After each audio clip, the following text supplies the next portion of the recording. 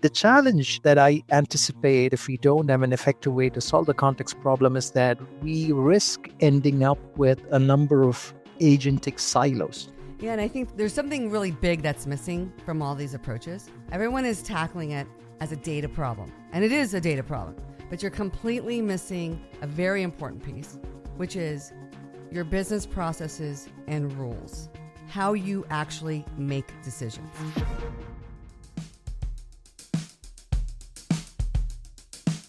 This is Telco in 20, a podcast that helps telco execs achieve a competitive advantage with AI in the public cloud. It is hosted by Danielle Rios, also known as DR. Today, we're talking to John Abraham, partner and principal analyst at Appledore Research.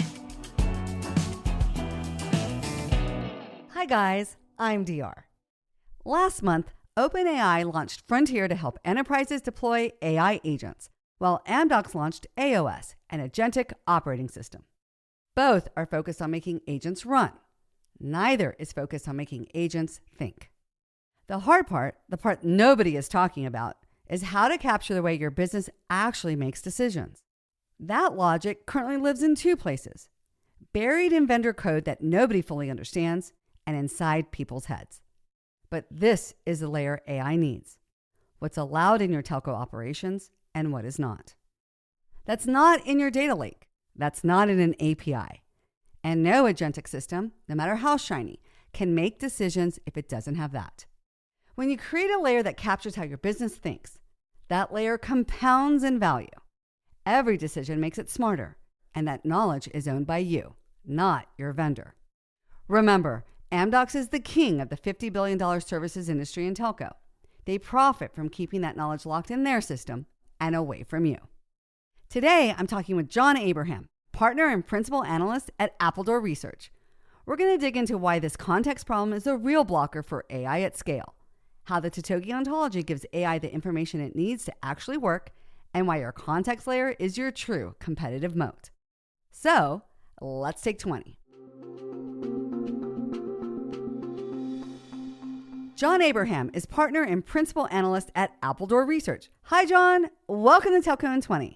Hey, DR. Great to be back. Thank you for having me. It's always great to talk to you about what's going on in the industry. And so you're leading the digital enablement practice at Appledore. And what's so great about you is that you have the opportunity to talk to both vendors and CSPs. And so what are the big topics people are asking you about? Well, I'll give you the bird's eye view from a digital enablement perspective. First is AI. It's everywhere right now. But one of the notable shifts is that people are talking about the underpinnings of AI almost as much as the flashy application. Mm-hmm. The way I see it is it's a three-tiered pyramid with the data layer at the bottom, the ontology or the semantic layer in the middle, and the application layer at the top.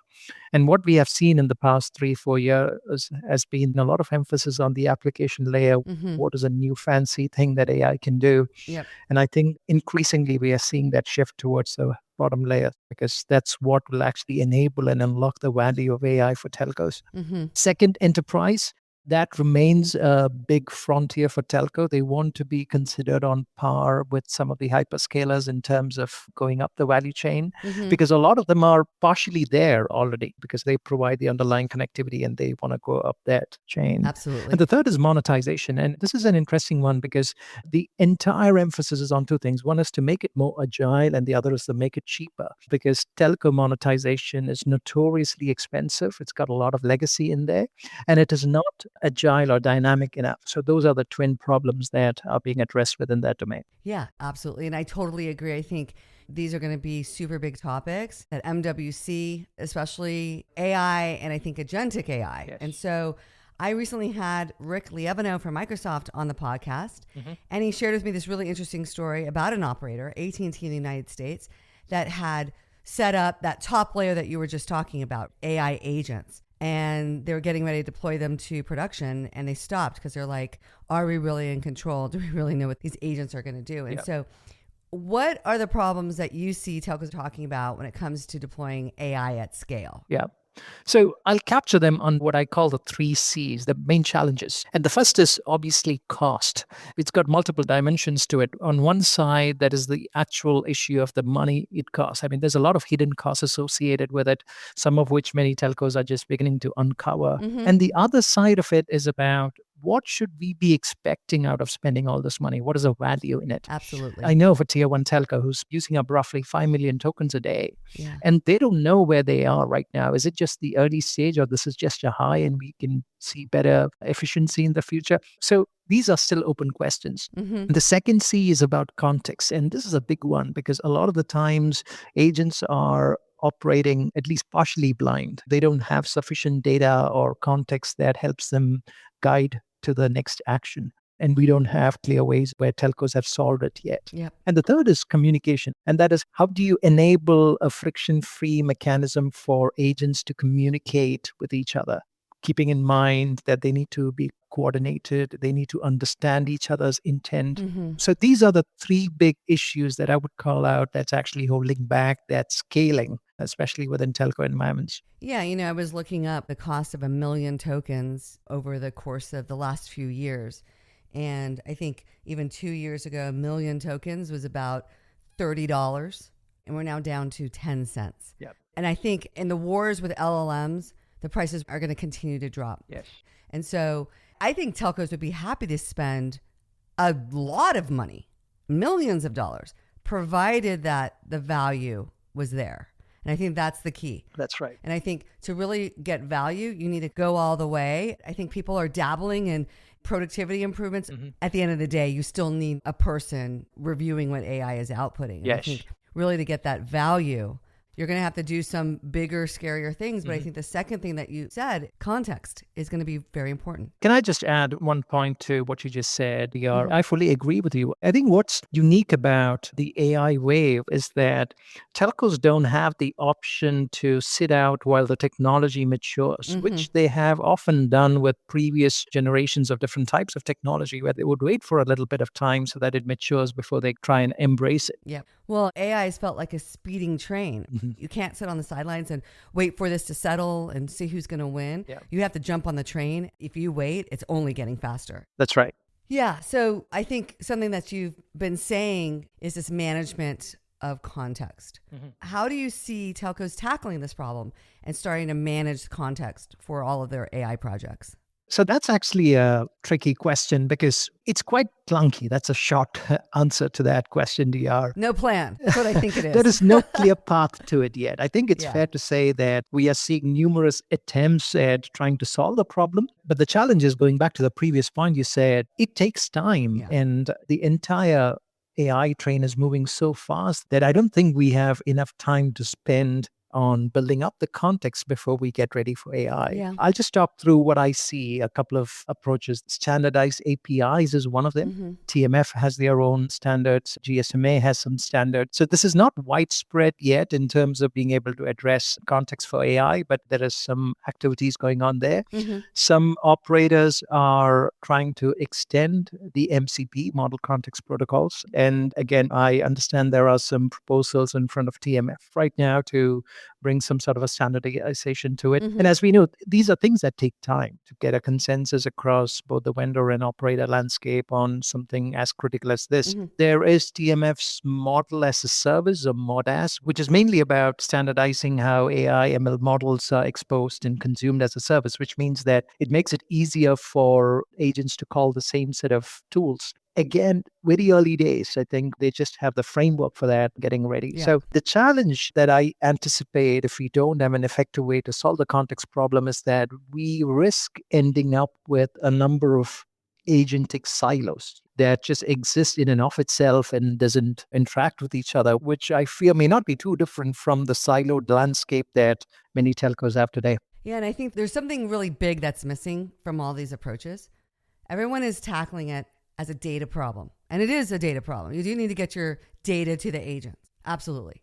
But you're completely missing a very important piece, which is your business processes and rules, how you actually make decisions. APIs can't pass that. MCP doesn't pass that. Some people are building a data lake. doesn't do it. And so everyone's focusing on the data part, which you do need to solve that. You need semantic consistency. You need access to the data. The whole part about context is the description of how all of these entities and objects relate to each other, what they're allowed to do, what are their options for decisioning. And so I think this is where telcos absolutely need to spend time. This is the investment layer. I wouldn't waste time building a model or fine-tuning a model. Models are commodities. The minute a new one comes out, everyone gets access to it. Everyone's going to use the best one. Microsoft, Amazon, Google, they're going to come out with developer tools that help us build AI workflows much more quickly. But that context layer, that's 100% your telco. Yeah. This is the piece that makes AI valuable. Yeah. I sometimes think of it as their moat. It's something you should absolutely be thinking about and not doing it as an afterthought. Yeah. If you don't get your context, you're going to have a real big problem. You're not going to be able to scale your AI. And if you don't solve your semantic chaos problem and how you codify your business rules, this is the meat of AI. And I don't really see a lot of telcos or even vendors, except for Totogi, talking about that, mainly because we've been living it. Yep. And so you and I worked together on a white paper about this recently on ontologies. And so you and I have been talking about it a lot and thinking about it. How do you think an ontology can start to solve this context problem for telcos? I think one of the key takeaways I had when I worked on this paper is that we don't have a consensus on what ontology means. It means different things to different people. For many people, ontology is just the semantic backbone that can map and synchronize data across different systems, which by itself is quite a big deal. Yep. Very important. Absolutely, especially in a operating framework like telco with multiple multi-vendor legacy systems. It can be quite useful. So one of the more common definitions of ontology is the way Palantir frames it. And there are others. I just picked them up because this seems to be at least reasonably accepted among a number of different users. And they define three different components that make up ontology. The first is the semantic layer. And this is how things are defined and how they relate to each other. And you can call them nouns. The nouns of your business. Exactly. The second is the kinetic layer, which is an understanding of how things work, how they interact with each other, how they behave. In other words, the works of the business. And the third is the dynamic layer, which is about how to make a decision and how to take an action.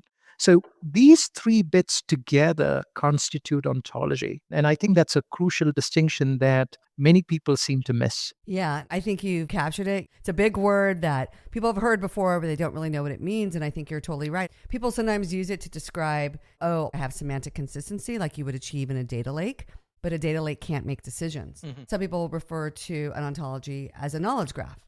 But again, a knowledge graph can't take action. And so the way Totogi is using the word ontology as it has semantic consistency, it has the knowledge graph of what your business can and can't do. But that last really cool part, it can make decisions and take action.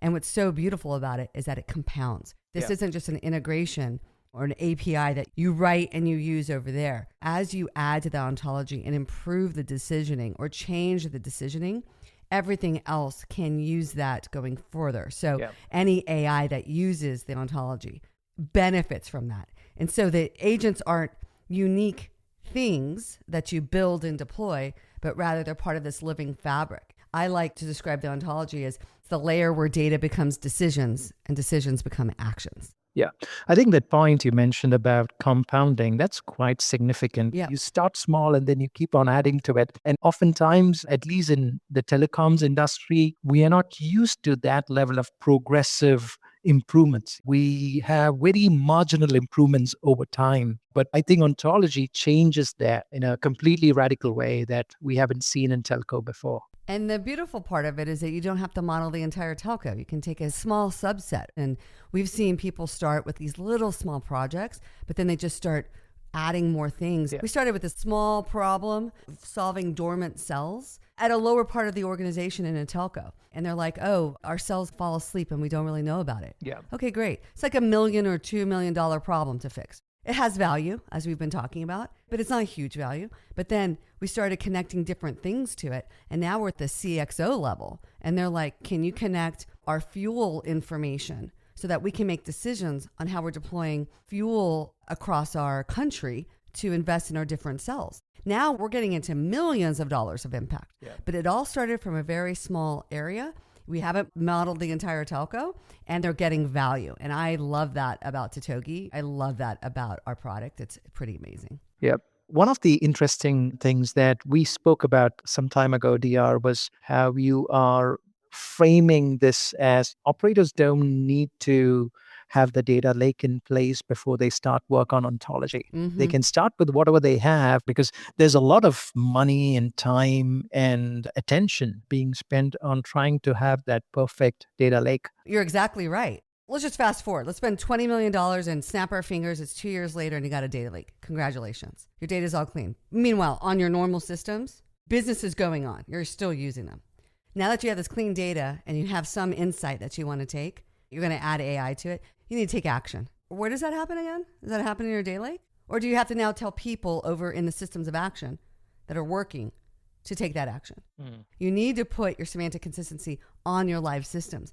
A data lake is a side quest. It's a $20 million multi-year side quest. Stay on the AI path.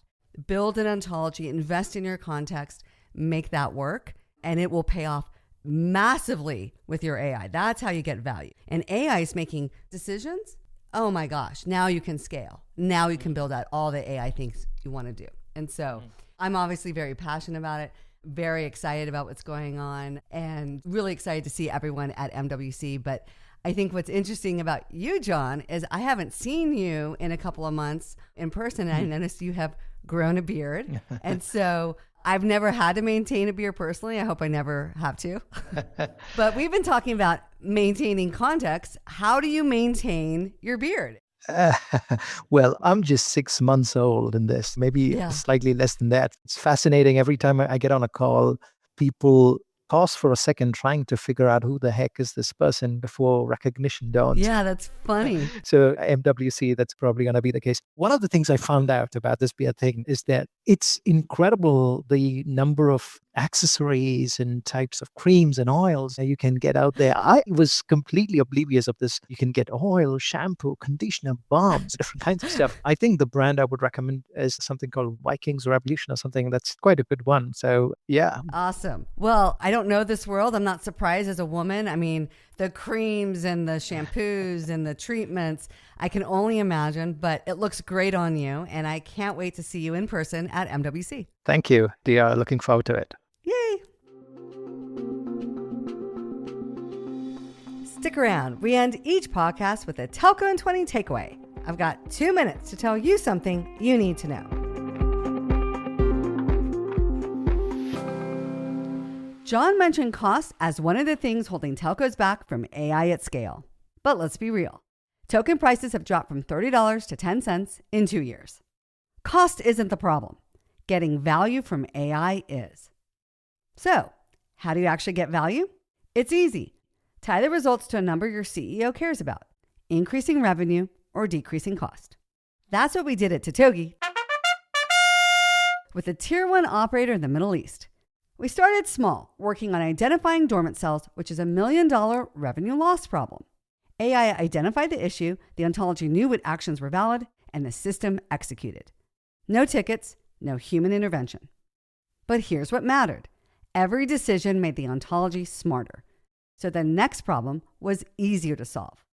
They connected more systems, then more. Same foundation, compounding in value. Now we're at the CXO level, making fuel deployment decisions worth tens of millions of dollars, all built on top of that first use case. True value delivered from AI.